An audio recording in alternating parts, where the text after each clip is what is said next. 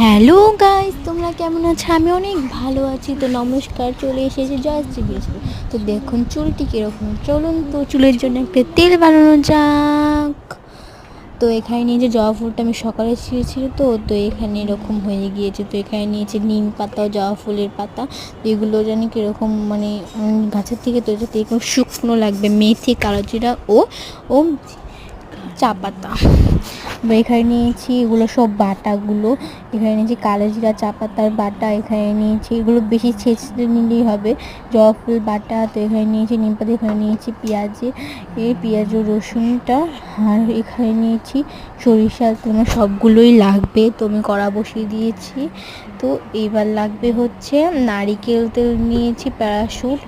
তো আমি তিনটা তেল ব্যবহার করেছি। তো এখানে দিয়ে দিয়েছি অল্প চিনি। চিনি কিন্তু চুলের জন্য খুবই একটা উপকারী জিনিস। তো এখানে দিচ্ছি মেথি, তেজপাতা।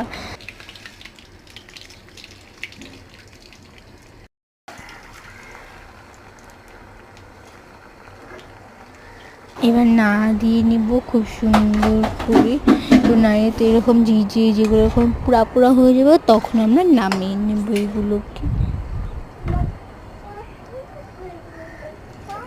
এখানে কিন্তু ফুটতে শুরু করে, এখানে ঝিরঝিরি হয়ে উঠেছে। তো খুব সুন্দর করে ঝিরঝির করছে। অনেক এই তেলের গ্রামটা সবচেয়ে বেশি সুন্দর। তো আপনারা কিন্তু জয়সিমকে অনেক কিছু পাবেন। তো একটা শেয়ার, কমেন্ট ও সাবস্ক্রাইব করে দেবেন প্লিজ। ও লাইকও করবেন। যদি এই ভিডিওতে যদি 40টা লাইক হয়, তাহলে আমি আরও নতুন ভিডিও, আমার তেলটা বানানো শেষ তো প্রথমেই টমেটোটাকে চিপে নিচ্ছি ভালো করে। আমি কিন্তু ছেঁকে নিয়েছিলাম আগে। তো কাপড় দিয়ে চাইলে কাপড় দিয়েও ছেঁকে নিতাম। আমি পরে এটা বের হয় না দেখে কাপড় দিয়েও আমরা বের করে নিয়েছিলাম। ভালো করে আবার ছেঁকে উঠিয়ে নিব। তো এটা কিন্তু 2 দিন পর দিয়ে শ্যাম্পু করতে হবে, নাহলে কিন্তু চুলকে গন্ধ বার হবে। এই তেলটা কিন্তু আমি অনলাইনে বেচিও। তো আপনারা চাইলে আমাকে কমেন্ট করে এই তেলটা নিতে পারেন। আরেকটা মেডিসিন মিশে, তো এটা আমার গোপনীয়, তো এটা দেখানো যাবে না।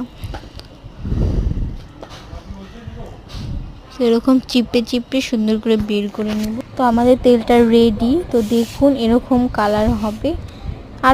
আরও অনেক সুন্দর। তো অ্যালোভেরাও দিয়েছি এখানে। তো কফিও দিবেন আপনারা এখানে। তো দেখুন অনেক সুন্দর হয়েছে তেলটা।